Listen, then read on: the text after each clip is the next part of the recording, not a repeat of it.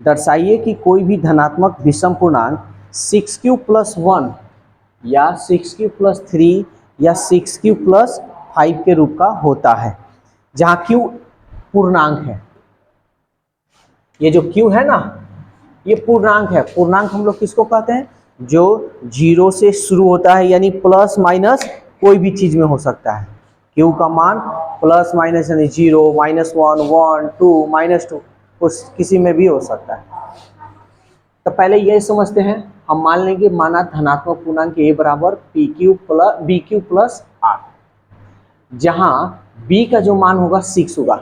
यहाँ जब भी, हाँ, यहाँ जो भी चीज तुमको दिखाई देगा वही b का मान हो जाएगा। समझ में आया? r जो होता है शेषफल ना होता है, तो r का मान क्या होगा? या तो 0 होगा या 0 से या 6 से कम होगा। 0 से, सॉरी, r का मान जो होगा 0 से बड़ा, और नहीं तो 0 से बड़ा, नहीं तो 0 के बराबर होगा। समझ में आ रहा है? और 6 से कम होगा। तो अब हम यहाँ इसको लिखते हैं, ध्यान देना। यहाँ पे b का मान क्या हो गया? 6q+r। अब यहाँ मान लेंगे, माना r इक्वल क्या क्या होगा? या तो r का मान 0 के बराबर हो, नहीं तो 0 से बड़ा हो। 0 हो नहीं तो 0 से बड़ा हो, यही ना। 2, 3, 4, 5, 6 तो होगा नहीं, 6 से कम ना होना चाहिए r का मान। समझ में आया इतना कि नहीं आया? अब हम लोग इसको मान रखेंगे। देखो एकदम आसान है। तो चूंकि जब r इक्वल 0 हो तब तो क्या होगा? a बराबर b6q+r का मान 0। इसको जोड़ेंगे तो 6q है ना, होगा। फिर जब r इक्वल 1, किसी को भी दिक्कत होगा बोलेगा, a इक्वल b6q+1, कोई दिक्कत? और इसको तो कुछ कर नहीं सकते। फिर जब r इक्वल 2, तो a इक्वल 6q+2। फिर जब r इक्वल 3, तो a का मान क्या होगा? 6q+3। फिर जब r इक्वल 4, तो a बराबर 6q+। सबको आ रहा है समझ में? फिर जब r इक्वल क्या है? 5, तो a बराबर 6q+5। कोई दिक्कत है? अब सवाल ये कह रहा है, कहाँ गया जी चैप्टर वाइज, इधर उधर का क्लिक करते रहो सब। तब ये कह रहा है कि 6q+1, 6q+3, 6q+5 के रूप का विषम होता है। तो अब यहाँ पे देखो, ध्यान देना। यहाँ पे 6q+1 है ना, यहाँ पे 6q+3, 6q+5, इसमें तुम कोई भी संख्या रखो, ये विषम ही आएगा। चलो रखकर चेक करते हैं।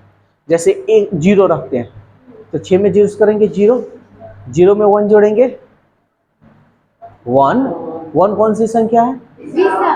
चलो 2, 1 रखते हैं, 6 एकम 6 और 1 कौन सी संख्या है?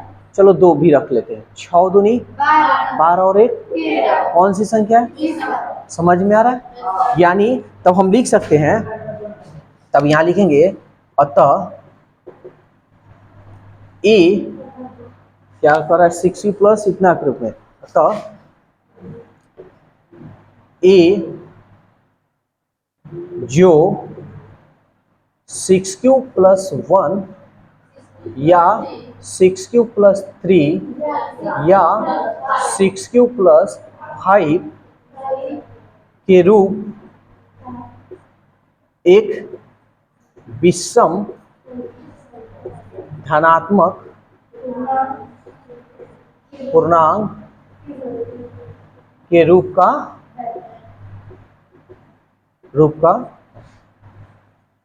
ये अपने से लैंग्वेज में लिख सकते, कोई बात नहीं यार, प्रूफ लिखो या आंसर लिखो, कोई बात नहीं, कोई दिक्कत, बन जाएगा। अगर यहाँ 5 रहता तो यहाँ बी की जगह पर 5 रखते, ठीक है ना, यहाँ पे केवल 5 हो जाता, कोई दिक्कत है? चलो नोट करो इसको भी। नंबर 3, ये क्या कर रहा है, ध्यान से समझना। करा किसी परेड में बता दे रहे हैं, पहले देख लो। चौथा अभी तो जस्ट बताए ना, 2 नंबर सेम है, स्क्वायर करना, अच्छा ठीक बता दो। किसी परेड में 616 सदस्यों वाली एक सेना की टुकड़ी में 32 सदस्यों वाली एक आर्मी बैंड के पीछे मार्च करना है।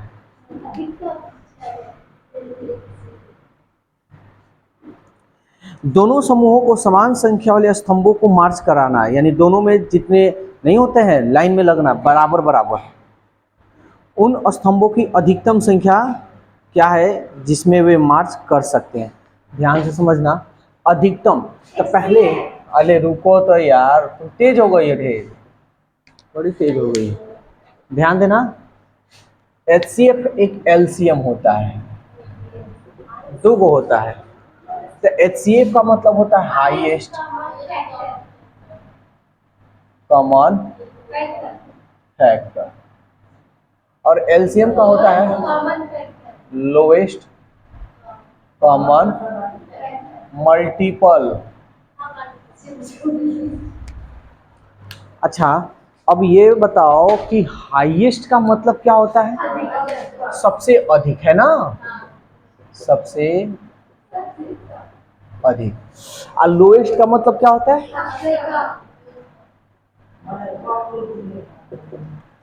अब ध्यान देना, जब भी सबसे अधिक पूछे या अधिकतम पूछे तो HCF निकाल लेना, और कम न्यूनतम पूछे या कम पूछे LCM निकाल। समझ में आया? तो LCM निकालने का 2 तरीका हम लोग जानते हैं, एक तो अभाज्य गुणनखंड विधि द्वारा और एक भाग विधि द्वारा। तो हम लोग भाग विधि द्वारा ना पढ़े, तो चलो बड़ा से छोटा में हम भाग दे दें। बेसिक मैथ जो कर रहा है समझ में आनी चाहिए, कोई दिक्कत नहीं होनी चाहिए। तो 32 दूनी ज्यादा हो जाएगा, ये देखो 3 दूनी 6, 32 दूनी 66 हो जाएगा ना, तो 32 से कम 32, 11 में से 2 गया 9, 5 में से 3 गया 2, ये 6 हो जाएगा। और एक और बात, इसको यूक्लिड विभाजन एल्गोरिथम इसमें नहीं ना कर रहा है कि यूक्लिड विभाजन, तो किसी भी तरीका से तुम बना सकते हो। कितना? 3 7 21, 3 9 8 24, 3 9 27, 9 बार में देखें, 9 बार में चला जाएगा, 9 दूनी 18, 9 3 27, 27 और 1 28, 16 में से 8 गया 8, 8 में से 8 गया खत्म खत्म। इसको घेरेंगे, इसको उतारेंगे, यही ना, 8 चौका किससे, इसलिए HCF कितना आया है? तो सवाल जैसे पूछ रहा है वैसे जवाब देंगे। पूछ रहा है उन स्तंभों की अधिकतम संख्या क्या होगी, इसलिए उन स्तंभों की अधिकतम संख्या 8 है। समझ में आया? कोई दिक्कत किसी को? 4 भी देख लेते हैं यहाँ पे, ध्यान से समझना। अभी जस्ट बताए ना 4 नंबर, 3 नंबर, सॉरी 2 नंबर, ध्यान देना। देखो ये तुम लोग का रिवीजन भी कहो, एक शुरुआत भी कहो, तो इसको अगर बढ़िया से नहीं पढ़ोगे तो कोई फायदा नहीं है इसको ज्वाइन करने से। इसमें तुम लोग को मैथ में 90 प्लस लाना है, ये गारंटी है, ठीक है, 90 प्लस आनी चाहिए, 90 से कम नहीं। अब देखो क्या कर रहा है, यूक्लिड विभाजन प्रमेयिका का प्रयोग करके दर्शाइए कि किसी धनात्मक पूर्णांक का वर्ग किसी पूर्णांक m के लिए 3m या 3m प्लस 1 के रूप का है। बाबू देख लो, नहीं तो लब्धा गिराना शुरू करेंगे। तो अब हम मानेंगे, कैसे माना, धनात्मक पूर्णांक a बराबर बी क्यू प्लस आर, यही ना? हाँ, अब ध्यान से समझना। तो अभी हम जस्ट बतलाए हैं जहां b का मान क्या मानोगे? 3। बताएं, 0 less than r less than, r की जगह पर 3। किसी को कोई दिक्कत? सबको अच्छी तरह से है?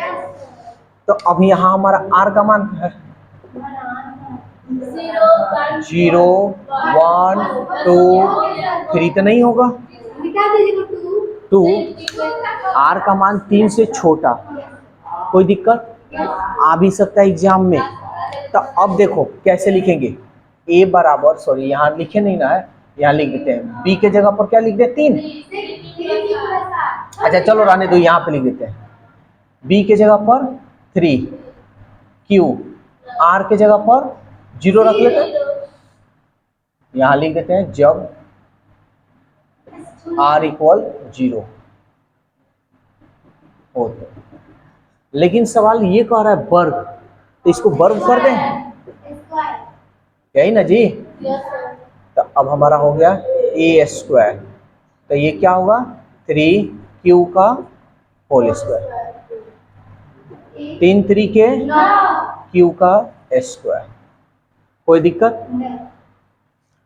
तो मेरे को, हम इसको कैसे लिख सकते हैं, इसमें से 3 निकाल लें तो क्या होगा, 3 3 के q है तो q का स्क्वायर होगा ना। अब इसको हम क्या लिख सकते हैं, 3, इतना की जगह पर हम m लिख सकते हैं क्या? कोई दिक्कत? हम यहाँ लिख देंगे जहां m बराबर 3q स्क्वायर, ठीक है। फिर जब r इक्वल 1, तो स्क्वायर कह रहा है ना, a स्क्वायर, b की जगह पर 3, q r की जगह पर 1, स्क्वायर है तो स्क्वायर। फॉर्मूला हम लोग क्या जानते हैं, a plus B the whole square का फॉर्मूला जानते हैं ना, a square plus B square plus 2a और ये रहा b।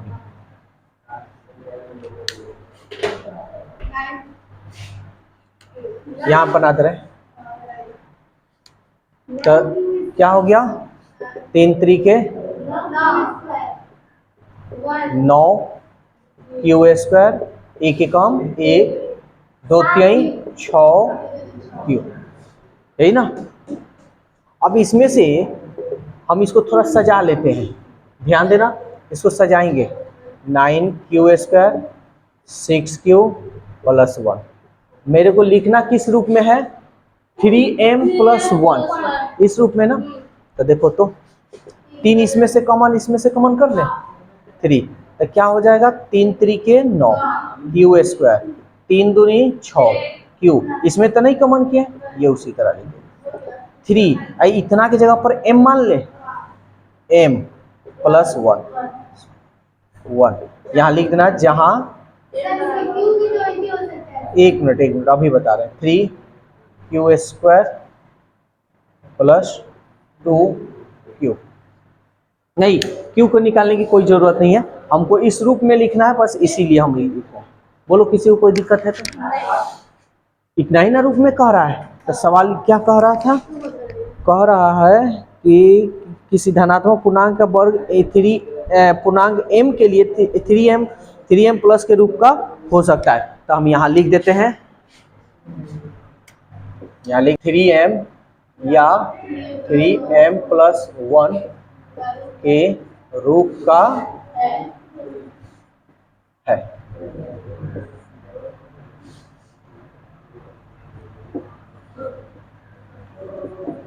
कोई दिक्कत? ये क्या है, हम यहाँ धनात्मक संख्या माने हैं, कोई दिक्कत?